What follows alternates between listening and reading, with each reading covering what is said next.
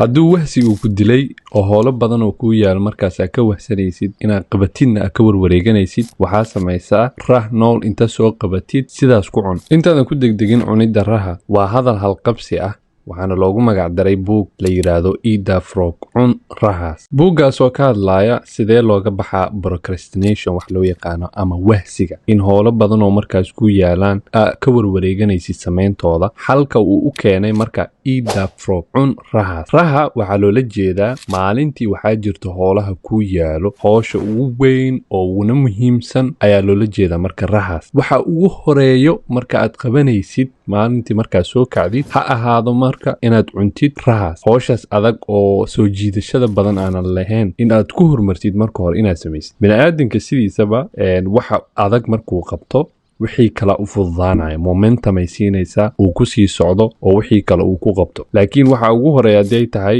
in waxaan wax fudud iyo hadduu iska sameeyo waxay noqonaysaa wixii adkaa inuu ka maaragtay ka warwareegto tusaalehaan bini'aadamka hadduu bilaabo inuu qaado wax culus miisaankaas wixii ka yar oo dhan way la fududaanayaan marka howsha ugu adag marka maalinta markaa soo kacdid aad ku hormartid wixii ka dambeeyey way kuu fududaanaya waa kusii soconaysaa marka casharka labaad aan ka baran karna buuggaas sidee looga baxaa wahsiga waa inaad ku sii talagashaa howsha haddii aadan lahayn to do list ama ayna kuu qorneen howlihii aad samayn lahayd bishaan ama asbuucan ama maalintan wixii waxay kugu noqonayaan wax culus oo aad ka warwareegatid ama waxyaabo aan muhiimsanayn inaad soo hormariso ahdaaftaas maalinlaha ama billaha asbuuclaha ah waxaa fiican inaad isku halaynin madaxaaga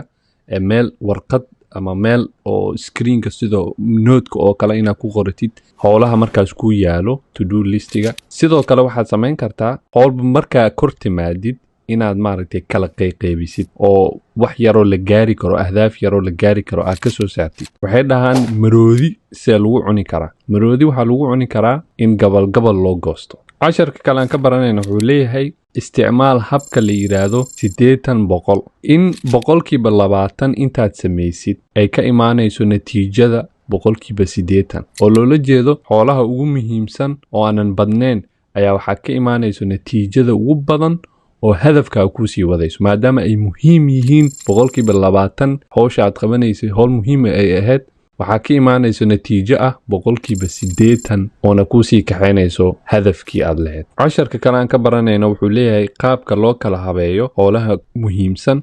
markaad qoranaysid waxaa samaysaa A B C D E inaad u kala saartid kuwana waa A must do waaye kuwa qasab ay tahay in la sameeyo kuwana waa B should do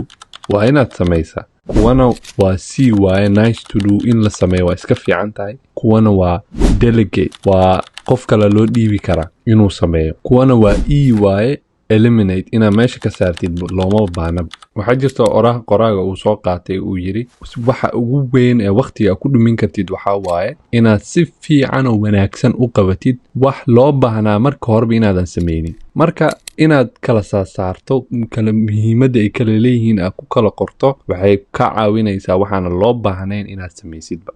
howlaha ku yaal inaad qortid waxay ka caawinaysaa inaad soo ogaato rahaaga maalintaas kadibna raha maalintaas inta qabatid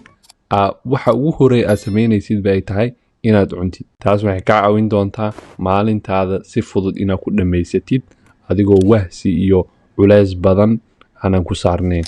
muuqaalkana halkaas uu ku egyahay assalaamu calaykum waraxmatullahi wabarakaatu